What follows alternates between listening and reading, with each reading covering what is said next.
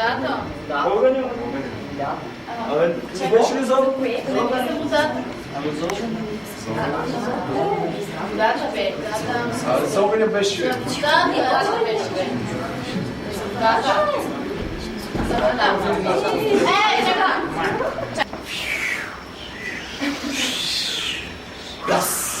Не, историята, ако трябваше да разкажем, е за огъня.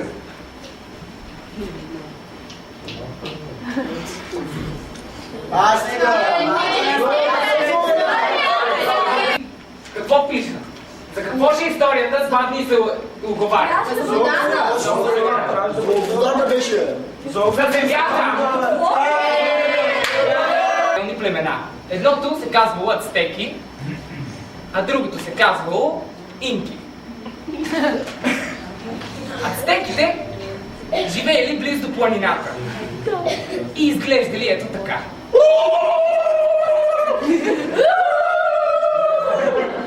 Инките пък живеели близо до реката и изглеждали ето така.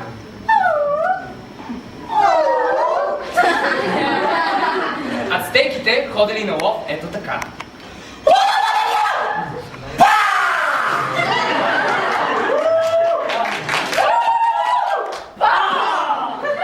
А пък инките ходили на лов ето така.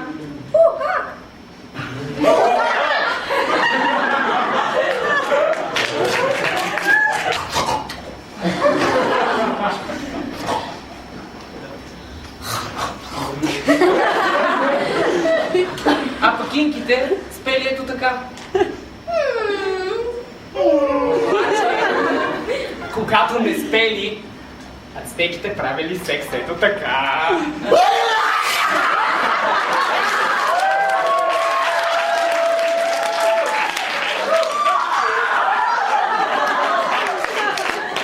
А пък инките правили секс ето така.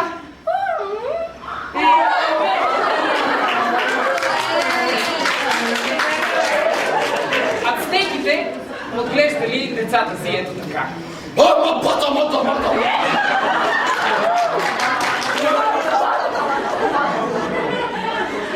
А пък инките отглеждали децата си ето така.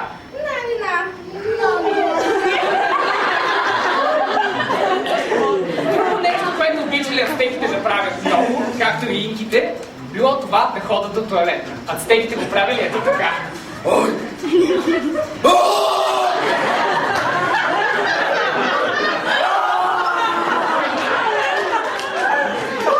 Инките пък го правили ето така.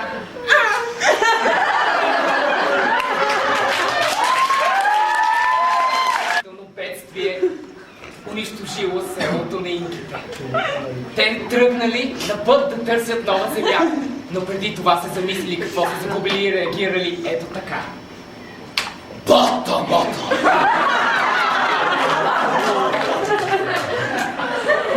Инките от своя страна също не били пропуснати от трагичните случаи и тяхното село било залято от вода. Те се ужасили и реагирали ето така.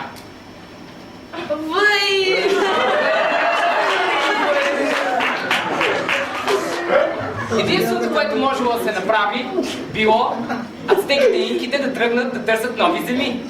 И те го направили ето така, ацтеки.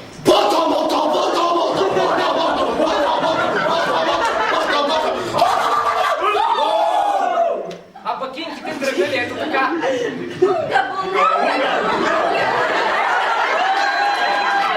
Някъде в пространството открили нова земя.